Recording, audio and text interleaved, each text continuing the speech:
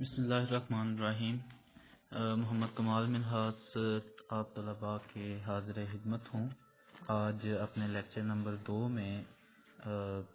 جو کانسیپٹ میں لے کر آیا ہوں وہ ہے اسلامی تصور تعلیم، جو کہ ہم نے پچھلے لیکچر کے اندر ہم نے ٹاپک ڈسکس کیے تھے، جس میں سے میں نے آپ کو بتایا تھا کہ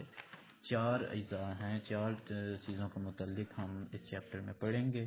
اور اس چیپٹر کے اس لیکچر میں ہم اسلامی تصور تعلیم کے متعلق پڑھیں گے، اور کچھ اسلامک جو مفکر ہیں ان کے پوائنٹ آف ویو بھی آپ کو اسی میں بتائے جائیں گے۔ تو اس میں یہی ہے کہ اسلامی جو تعلیم کا تصور ہے وہ کیا ہے، بیسکلی اصل میں اسلامی تعلیم کی ضرورت کیوں پیش آئی، اور اس کو سب سے بہترین نظام تعلیم کیوں تصور کیا جاتا ہے، اس کے متعلق تھوڑی سی انفارمیشن آپ کو اس لیکچر میں بتائی جائے گی۔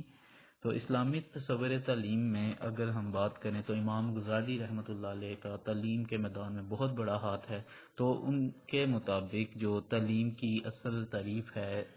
وہ کچھ یوں ہے کہ نفس انسانی کو مہلک عادتوں اور بری خصلتوں سے بچانا اور عمدہ اخلاق سے مزین کر کے سعادت کی راہ پر ڈال دینے کا نام تعلیم ہے۔ مطلب یہ کہ انسان چونکہ ایک مشرتی جانور ہے،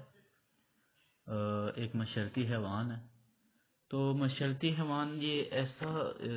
حیوان ہوتا ہے جو کہ معاشرے میں رہنا پسند کرتا ہے، جس کا معاشرے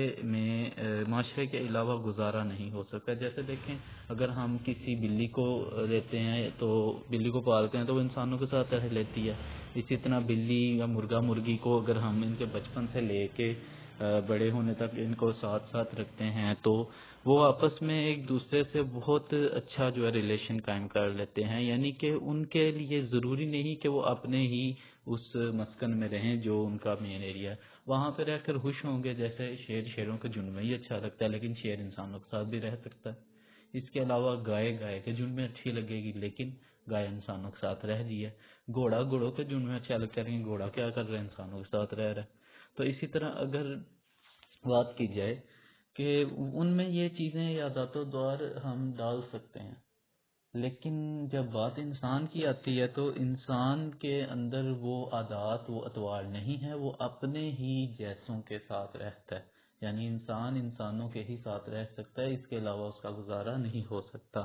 تو یہ کچھ عادات جو جانوروں سے الگ ہیں، جو جس انسان میں یہ عادات آ جاتی ہیں تو وہ انسان نہیں رہتا، تو یہ مہلک عادتیں ہیں کچھ۔ تو یہی ہے کہ نفس انسانی کو مہلک عادتوں اور بری خصلتوں سے بچانا، یعنی بعض عادات انسان جو ہے نا اختیار کر لیتے ہیں، جانوروں جیسی ہوتی ہیں، وہ مہلک ہوتی ہیں، اس کی صحت کے لیے خطرناک ہو سکتی ہیں، اس کے کردار کے لیے، اس کی عزت کے لیے، اس کے تحفظ کے لیے وہ عادتیں بہت ہی خطرناک ہو سکتی ہیں۔ تو ان جو ہے نا مہلک عادتوں سے نفس انسانی کو بچانا یہ تعلیم ہے، اور عمدہ اخلاق سے مزین کر کے سعادت کی راہ پر ڈال دینے کا نام تعلیم ہے۔ یعنی کہ اخلاق کے اعلیٰ درجے پہ، جیسے نبی کریم صلی اللہ علیہ وسلم کا اخلاق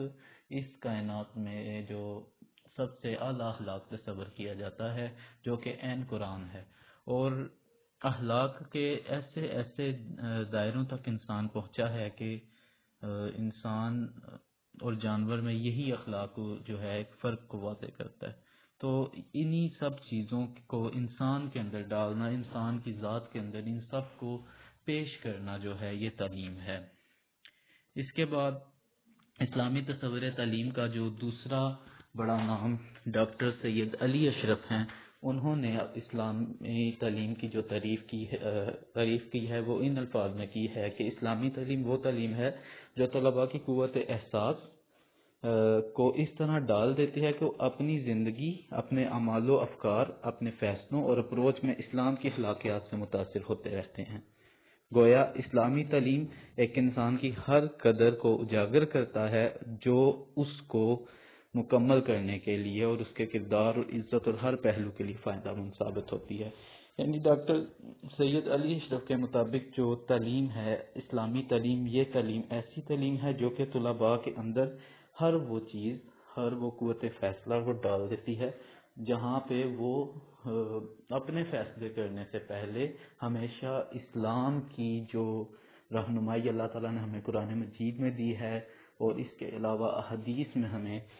جو کچھ دیا گیا ہے تو اس کے مطابق اپنے فیصلے کرتا ہے، اور اسلام کو اپروچ کیے بغیر وہ کوئی بھی فیصلہ نہیں لیتا، اور اس کی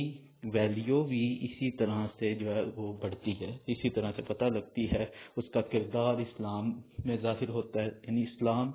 اس کے کردار میں ظاہر ہو رہا ہے۔ وہ اگر کسی کی عزت کرتا ہے تو وہ اسلام کے مطابق کر رہا ہے، اور کسی بھی پہلو میں زندگی کے اگر وہ چل رہا ہے تو اسلام کے مطابق چل رہا ہے۔ یہی چیز اسلامی تعلیم کے اندر آ جاتی ہے۔ اس کے بعد تیسرا جو ٹاپک ہے، تیسرے جو بڑے مفکر جو کہ بی اے کی اس بک میں بیان کیا گیا، جن کا نام دیا گیا ہے، وہ ہے محمد سلیم۔ سید محمد سلیم نے جو اسلامی تعلیم کی وضاحت کی ہے، وہ کہتے ہیں کہ تعلیم وہ اجتماعی عمل ہے جس کے ذریعے معاشرہ نوخیز نسلوں کو اسلامی تصور حیات سکھاتا ہے، اسلامی عقائد و اقدار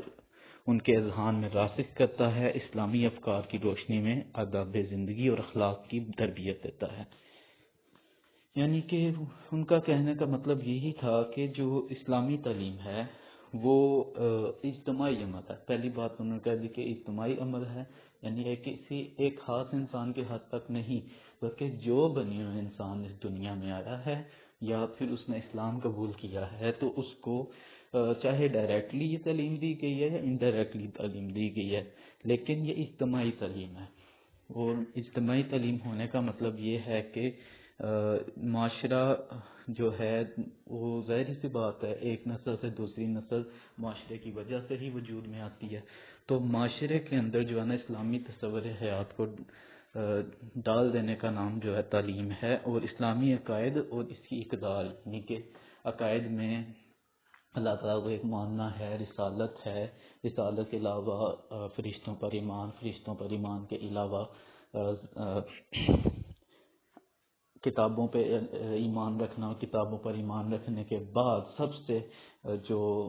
اہم بات ہے جس کے علاوہ تو اسلام، ویسے تو کسی بھی اقدار کے علاوہ، کسی بھی عقیدے کے علاوہ جو ہم اسلام میں داخل نہیں ہو سکتے، نہ ہی اس کے علاوہ اسلامی تعلیم مکمل ہوتی ہے، لیکن قیامت کے ریلیٹڈ کئی لوگ ایسی بات کر جاتے ہیں کہ قیامت والا دن نہیں آئے گا، روزے حساب نہیں ہوگا، اور اس دن نہ تو سزا ہوگی نہ کوئی جزا ہوگی، لیکن یہ دن آئے گا، اس پر بھی پورے کا پورا یقین رکھنا جو ہے نا اسلام ہے، اور یہی اسلامی تعلیم کا سب سے اہم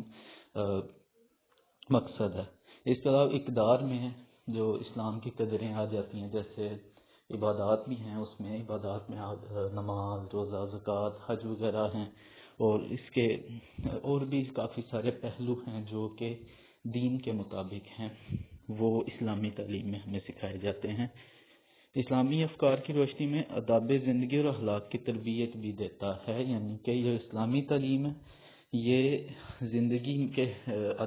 جو ادب ہیں ان کو بھی سکھاتا ہے کہ چلنا پھرنا کیسے ہے، کھانا کیسے ہے، بیٹھنا کیسے، اٹھنا کیسے ہے، سونا کیسے ہے، جاگنا کیسے ہے، ان تمام چیزوں کی جو ایک ٹریننگ دی جاتی ہے وہ اسلامی تعلیم میں دی جاتی ہے۔ اور اخلاق جو ہیں وہ کیسے آپ نے کسی سے بات چیت کرنی ہے، کیسے آپ نے کسی کے ساتھ اٹھنا ہے، کسی کے ساتھ بیٹھنا ہے، کسی کا سفر کرنا ہے، یہ سارے اخلاق کے جو دائرے میں آتے ہیں۔ اگر آپ کو غصہ آتا ہے تو غصے پہ کنٹرول کیسے کریں، اور غصے پہ کنٹرول کر کے خود کو جو ہے ایک مسلمان کے طور پہ آپ نے کیسے پیش کرنا ہے، تو یہ تمام کی تمام جو سید محمد سلیم کے مطابق چیزیں آتی ہیں، یہ اسلامی تعلیم کے اندر آتی ہیں۔